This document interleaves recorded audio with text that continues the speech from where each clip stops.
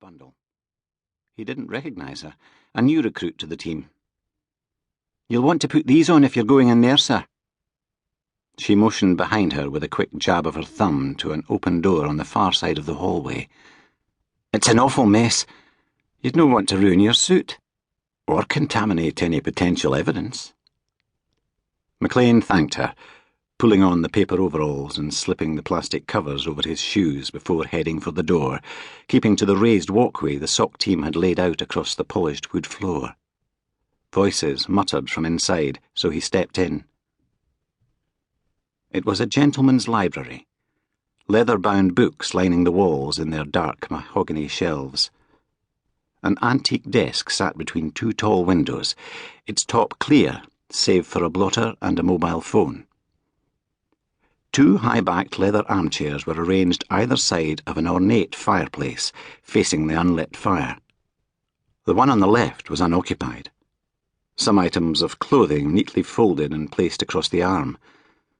McLean crossed the room and stepped around the other chair, his attention immediately drawn to the figure sitting in it, his nose wrinkling at the foul stench.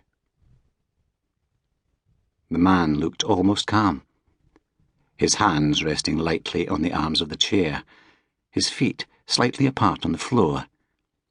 His face was pale, eyes staring straight ahead with a glazed expression. Black blood spilled from his closed mouth, dribbling down his chin, and at first McLean thought he was wearing some kind of dark velvet coat. Then he saw the guts, blue-grey, shiny coils slipping down onto the Persian rug on the floor.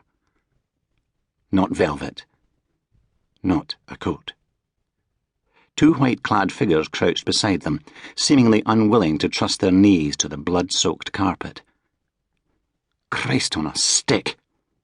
McLean covered his mouth and nose against the iron tang of blood and the richer smell of human ordure.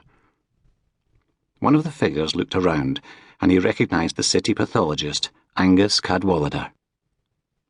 "Ah, Tony! Come to join the party, have you?" He stood, handing something slippery to his assistant. "Take that, will you, Tracy?" "Barnaby Smythe." McLean stepped closer. "I didn't realise you knew him," Cadwallader said. "Oh, yes, I knew him. Not well. I mean, I've never been in this place before, but sweet Jesus, what happened to him?" "Didn't Dagwood brief you?" McLean looked around, expecting to see the Chief Inspector close behind and wincing at the casual use of Dugard's nickname. But apart from the assistant and the deceased, they were alone in the room. "He wasn't too pleased to see me, actually. Thinks I want to steal his glory again." "And do you?" "No. I was just off up to my grand's place. Noticed the cars." McLean saw the pathologist smile and shut up. "How is Esther, by the way? Any improvements?" "Not really, no. I'll be seeing her later, if I don't get stuck here, that is." "Well, I wonder what she'd have made of this mess." Cadwallader waved a blood-smeared, gloved hand at the remains of what had once been a man. "I've no idea. Something gruesome, I'm sure. You pathologists are all alike. So tell me what happened, Angus." "As far as I can tell, he's not been tied down or restrained in any way, which would suggest he was dead when this was done. But there's too much blood for his heart not to have been beating when he was first cut open, so he was most likely drugged. We'll know when we get the toxicology report back. Actually, most of the blood's come from this." He pointed to a loose red flap of skin circling the dead man's neck. "And judging by the spray on the legs and on the side of the chair, that was done after his entrails were removed.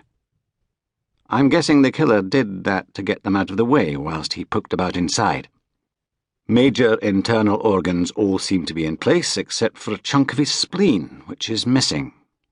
"There's something in his mouth, sir," the assistant said, standing up with a creak of protest from her knees.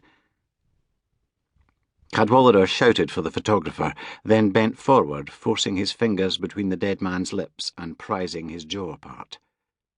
He reached in and pulled a slimy